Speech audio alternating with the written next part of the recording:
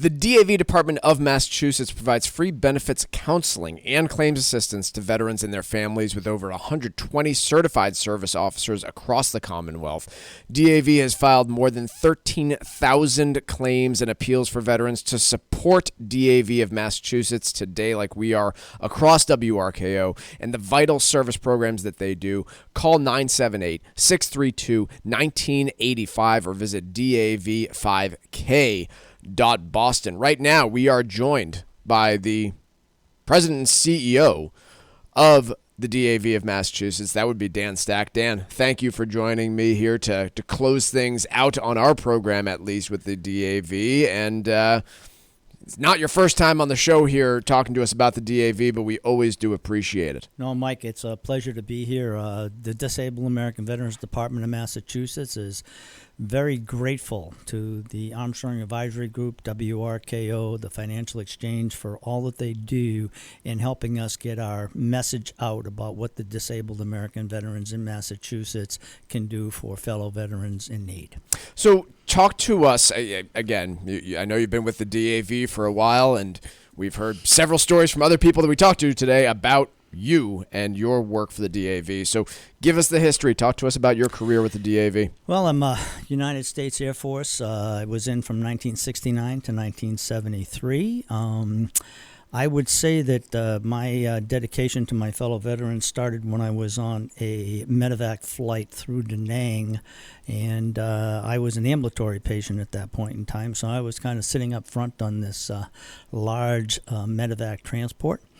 And in came all of the veterans that were severely wounded in stretchers. And I can remember just looking back and seeing every single one of them, the severe burns, severe traumatic injuries, amputations, and nurses that, these flight crews were unbelievable how they were trying to take care of these veterans and make sure that they stayed alive until we could get them back to the U.S.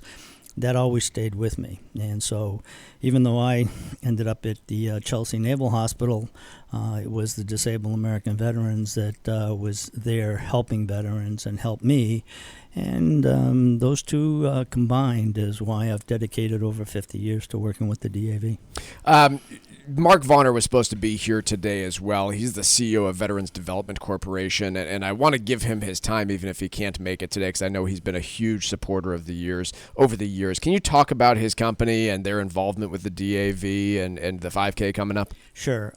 Mark, as you very well know, is a service-disabled veteran-owned business, Veterans Development Corporation, but Mark's family, his father, Mark, and his brother, Tim, all are veterans. In fact, his brother Tim, I hired him as a national service officer, and that's how I got to know Mark and get to know his father and basically their business entity.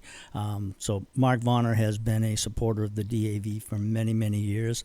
His company is one in which they work with the Veterans Administration in trying to upgrade and modernize many of our VA facilities, which enhance the way we are treated and how we get our medical care. So Mark and his company are phenomenal. Dan, I'm going slightly off script here, so I apologize in advance. But we're here broadcasting in Needham, Massachusetts. A lot of our listeners are here in Massachusetts and are hearing about the work that the DAV does here in Massachusetts. We heard earlier from Charlene about the specific housing program, the only one in the country with the DAV that they have here. But for our listeners that aren't here, for our listeners up in Maine, down in Rhode Island, in Connecticut, in New Hampshire, across the country, in Washington State, talk to us about the national work that the DAV does, because it is a national organization. I know we're focused on Boston and the upcoming events here, but if you can just educate us across the country, this is a big organization that helps veterans everywhere. It's a huge organization, and the first 30 years of my career was with the national organization. One of the things that we were all trained on is like the national service officers are paralegally trained representatives. In other words, we were almost like workman comp attorneys. So we would review all of the veterans' medical records. We would argue the case before the Veterans Administration to make sure that they were given the proper compensation for the injuries they were suffering for. But that was just one particular instance in regards to the national organization is our National Service Officer Program. We also have a very large volunteer program. We have a transportation program, not just here in Massachusetts, but all over the country, that takes veterans to and from their medical appointment. As you know, we've gotten away from hospitalizing people and taking care of them in their home or wellness care. That is the biggest thing. And our transportation program makes sure that veterans, especially those aging and who can't drive themselves or has loved ones that can't drive them, we get them to their medical appointments so that they are able to maintain themselves in their own home. We also have what we call a local veterans assistance program. That's a program in which many volunteers go out into their own community and help veterans. It could be raking leaves at this time of the year where they can't do it themselves. It's also checking in on them to make sure that they have what they need. We also have volunteers in the VA medical centers themselves that go and visit patients on a daily basis or transport them from their room to whatever clinic they need to get to. So the DAV is out there constantly on a national level working. I would say that the other thing that we nationally do, and I heard Coleman Nee hit upon this, and that is our legislative program. We stay on top of all of the legislation that is either going to help or even at sometimes hurt the veterans and the benefits that we are going to get to. We advocate in the halls of Congress and in the Senate to make sure that veterans are foremost considered and taken care of. We also make sure that the Veterans Administration also is on top of the game to make sure what happens.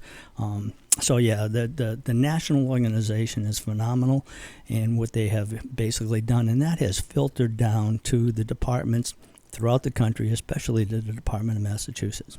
Dan, you've spoken a little bit about the federal piece of this and legislation. Does the DAV receive any federal funding? We get no funding whatsoever from the federal government. None. Thank God, we are supported by the general public, and that's how the national organization has funded itself between our membership program and the generosity of the general public has kept the DAV alive for over 103 years. I want to make that clear again. The DAV is relying on these donations. They do not receive a penny of federal funding and for all of these fantastic programs that they do provide. Dan, just last item here that I want to touch on. Tomorrow's the 5K. It's kind of the culmination of the year for your organization and for the DAV of Massachusetts.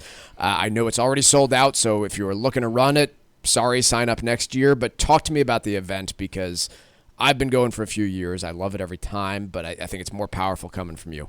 I think one of the things that I learned later on is I grew up in the DAV. I mean, I've been with them for 50 years, so that kind of tells you.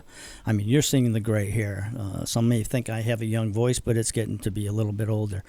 I grew up in the old DAV, in which you went to meetings, you did things. That's not what the younger veterans want to do today.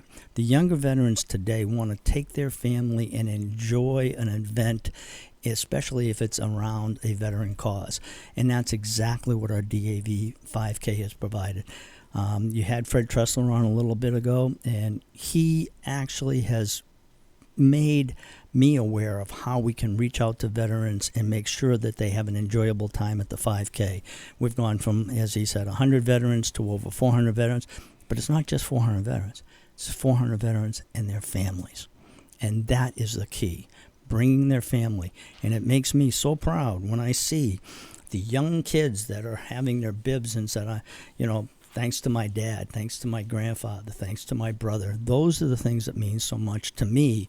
And I see that what this 5K is doing, and I'm very, very proud of Fred and his team and making sure that we are able to provide a good entertainment, or I should say, a good event for everybody to come to. It is that. It's a fantastic event. I'm looking forward to it tomorrow.